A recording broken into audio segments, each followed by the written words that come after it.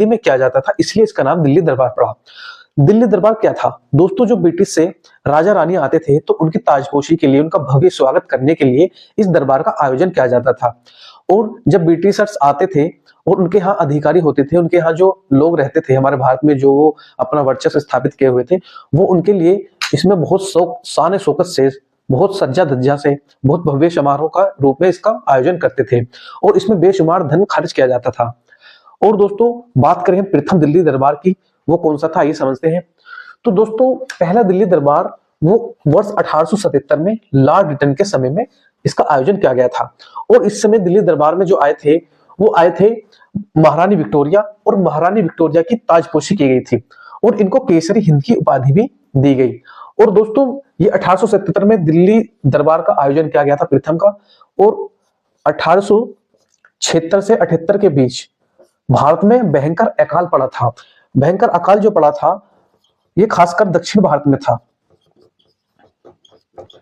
तो दक्षिण भारत में अकाल पड़ रहा था और कुछ मुंबई महाराष्ट्र जैसे क्षेत्रों में भी अकाल था, खासकर ये दक्षिण भारत में ज्यादा था। ऐसी स्थिति में इस दिल्ली दरबार में, प्रथम दिल्ली दरबार में 1877 में बेशुमार धन दौलत लुटाया गया था। और दोस्तों फिर दूसरे दिल्ली दरबार का आयोजन होता है लॉर्ड कर्जन के समय में 1903 में। इस समय ब्रिटिश सम्राट एडवर्ड सप्तम की ताजपोशी की गई और सबसे ज्यादा भव्य दरबार था। ये 3 दरबार भारत में आयोजित किए गए थे, दिल्ली दरबार जो थे 3 थे। इन तीनों में सबसे ज्यादा जो धन खर्च किया गया था वो दूसरे दिल्ली दरबार में खर्च किया गया था, जो कि 1903 में आयोजित किया गया था। तो सबसे ज्यादा इसमें धन खर्च किया गया। और दोस्तों ये सबसे ज्यादा इसमें शानो सज्जा, शानो शौकत को दर्शाया गया था। दोस्तों तीसरा दिल्ली दरबार था 1911 में। इसका आयोजन 1911 में किया गया, लॉर्ड हार्डिंग द्वितीय के समय में किया गया था। और इसमें जॉर्ज पंचम और महारानी मेरी की ताजपोशी की गई थी।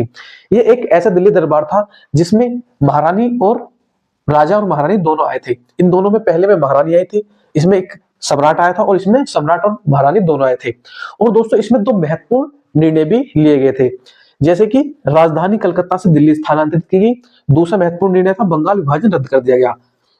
बंगाल विभाजन 1905 से चला आ रहा था, 1905 में बंगाल विभाजन हुआ और इसको इसमें रद्द कर दिया गया तीसरे दिल्ली दरबार में। ये दोनों महत्वपूर्ण इसके सवाल बन जाते हैं।